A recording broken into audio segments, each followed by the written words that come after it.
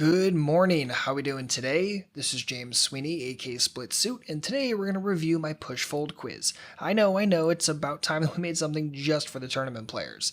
But as a cash game player myself, I felt it was better to bring in a guest coach that specializes in tournaments for this kind of in-depth analysis. So without further ado, I'd like to introduce Ben Hayles. His background is in tournaments and sit and goes. He's author of the Post-Flop series, host of the Post-Flop Poker podcast, and a coach over on Red Chip Poker. Ben also co-wrote the Final Tables workbook with me, so I have heaps of faith in his answers and process. This video is going to act as both an answer key and expanded exploration into my push-fold quiz. If you haven't already taken the quiz, you can do so at splitsuit.com/push and check your answers against Ben's. Then, after you get through this video, move on to part 2, I'll leave a link in the description box, and finish up this short series there. So enough rambling from me, I'll leave you in Ben Hayles' capable hands. Enjoy. Hello and welcome. My name's Ben Hayles, and today I'm looking at the interesting effects of ICM pressure upon our optimal shoving ranges. That might sound like a mouthful, but this is really important for you tournament players out there, and there's a lot of interesting stuff to learn. To help me in today's task, I'm using several tools, and that's why the screen looks somewhat cluttered. But hopefully this will make sense as we go along. On the left-hand side, you'll see I'm going to be taking each of the 10 examples from Split Suit's recent quiz, and I'm going to be running the calculations off for the optimal shoving ranges. Firstly, in Snap Shove, which you can see here, this tool is really efficient to use, but there's no ICM involved in the calculation. It's just about ChipEV. It's not asking us about stack sizes of opponents. It doesn't know about tournament structure and tournament payout. It's just looking at, are we going to make chips on average or not? Compared with this, we're going to use HRC, which is a more powerful tool. It takes a bit longer to run. So I've done the maths in advance. And we're going to be comparing the ranges of the two. So HRC is taking into account payout structure, stack sizes around us, everything to do with ICM factored in. In the bottom right-hand corner of the screen, you'll see I have a document. I think these two questions are key for you taking this information away and applying it at the tables. Okay, so question number 1 is, how much ICM pressure am I under? And question number 2 is, how much ICM pressure can I exert on my opponents? And if you're thinking about these two factors and going through these 10 examples today and looking at what happens to the ranges, you'll start to get an overall picture of how ICM pressure really works. Before we go any further, I want briefly to just quickly look at the payout structure that we're using in all the ICM calculations today. It's a final table situation and very typical for a multi-tournament with a few hundred runners. The one on the right-hand side of the screen, $365 buy-in, and you can see 18%, 13.5, 10, and so on and so forth for the way that the prize pool is divided up. And the other relevant factor to take into consideration is that the antes will be consistently 10% as they were in Split's quiz. Okay, let's go to question number 1. We have 9-7 suited in the cutoff, and we have 11 big blinds. Snap Shove doesn't need any more information. I just enter this in, 11 big blinds, 9 players at the table. We're on the cutoff, hit calculate, 32.7%, including 9-7 suited. This is the range that we can shove with plus ChipEV. Okay, if we compare that with HRC, what we see is quite a big discrepancy. There's only 27.9% that we can shove, and 9-7 suited only just, but is now no longer there. So in Split's quiz, if you answered shove, then, well, okay, you'd be correct from a ChipEV perspective. And if you answered fold, well, you'd be correct if you're factoring in ICM into your calculation. I'm not really too focused on the right and wrong answers today. What I'm really interested in doing is seeing how ICM pressure affects the two ranges. So let's consider how much ICM pressure we are under in this particular hand. We have 11 big blinds. There's a guy with only 8 big blinds. Whenever there's a shorter stack at the table, that's usually puts us under quite a lot of pressure. But there's still 9 players remaining, so it's not as intense as it would be if there were, say, 6 players remaining, where the payouts would jump to a more extreme level. Overall, I would say we're under a moderate amount of ICM pressure in this spot. And how much pressure can we exert on others? Well, also fairly moderate. The big blind's going to be put under quite a lot of stress if we shove all in. But the small blind and the button have got us covered. So, yeah, we can put them under some pressure, but not too much. Now, if I expand my document, what you'll see here is a table I've prepared. Sorry, I'm not very good at making tables, but hopefully you get the idea that in the rows, we've got the pressure that we can apply on others, and in the columns, the pressure I am under. These two factors that I want you to consider in each of these examples.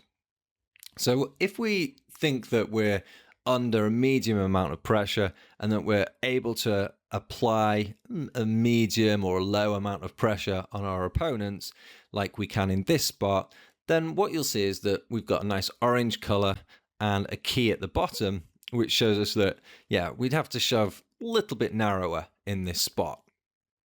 If this seems a little unclear to you right now, don't worry, we're going to do some more examples, and over the course of this video, this should start to slot into place, and you should be able to start applying this at the tables.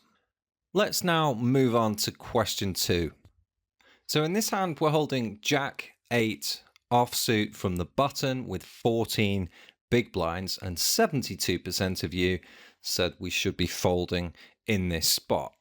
When I plug this into snap shove, you can see here the range that we can shove is 34.2%, considering just plus ChipEV. When we factor in the ICM factor, so we've got a short stack on the cutoff here who makes quite a big difference to the ICM equation, and the fact that there are no real big stacks at the table, so we're all holding quite a lot of equity in the prize money. If you factor these in, we're under a tremendous amount of pressure here. And you'll see that the difference in the range we can shove flicks from 34% down to 25%. If we consider the pressuring factors, I would say we're definitely under high pressure here with 5 players remaining and a short stack there. And the pressure we can apply on others is probably also medium to high, but we're definitely having to shove narrower. So you could say it's in the orange in the bottom right hand corner, or perhaps in the red just above it. And this is the way I see the pressure in this spot. So we're definitely under really high pressure. How much can we apply on our opponents? Well, small blind's got us covered. Big blind's definitely going to be placed under high amount of pressure. But overall, we're under slightly more pressure than they are. And therefore, I think this is in the red category. Good. So that makes some sense as to why we're having to shove narrower in this spot. Let's now move on to question 3. So this time we're in the hijack with 6-7 suited, and there's 8 big blinds in our stack. We are the short stack. 58% of you said we should push here. If we look at snap shove result, you can see that actually 6-7 suited doesn't quite make it into the 30% we should push. It's very close, but it should be folded. When we factor in ICM, the 30% we can push on snap shove becomes 22.5%. And this is because HRC is working out that there's more risk and less reward in making the push. So let's consider our two questions. How much pressure are we under? So although there's no shorter stacks on the table, I think you'd still have to call us under a medium amount of ICM pressure. And what pressure can we exert on others? Well, not a whole lot here. The cutoff and the big blind are under a certain amount of pressure. Small blind and button, just a minimal amount of pressure, really. 8 big blinds is affordable to them if they think they can make a plus EV call. So overall, I would say that we're under medium pressure. They're under, on average, a low amount of pressure. So again, we're in this orange section where we have to shove narrower. We may even be in a red section, but we're shoving considerably narrower than we would if we're just considering ChipEV. And that's why there's this discrepancy between the two ranges. Good. Let's move on. What you'll notice in question 4 is that we're shoving from the small blind. And the dynamics whenever you're shoving from the small blind are such that you've only got one hand that you need to make fold. I know that's obvious, but it does affect the range that we can shove profitably. And as most of you are aware, we can shove really, really wide from the small blind, even at quite big stack depths. This is the first example where the ICM range has changed and gone wider than the ChipEV range. Now, this example I think is really important because it highlights something that we've not come across yet and that's not represented on my table here. And that is that the further round the table we are, the closer we are to the small blind or perhaps the button, the more the pressure on our opponents is the deciding factor and the less the pressure that we're under is the deciding factor. So although here overall I would say we're under medium high pressure and our opponent is under more like a medium pressure because he's got us covered, overall the pressure that we're applying on our opponent is more important than the pressure that we're under, just simply from a mathematical standpoint that we've only got to make one player fold. When we're sat further back on the table, the more the pressure we're under is important. So there's another dimension present here that's not taken care of by my table.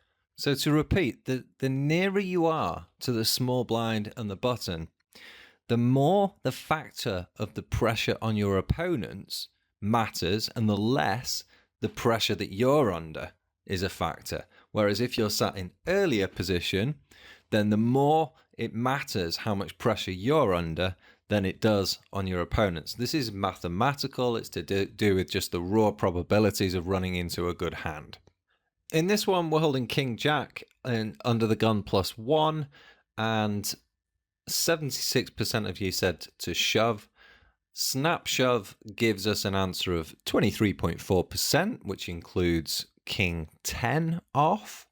And the ICM solution from HRC, you can see, gives King Jack off as exactly break even.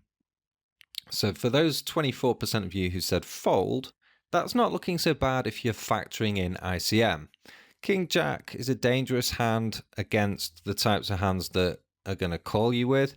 So there's a significant tightening of the ranges for shoving in this spot when we consider ICM.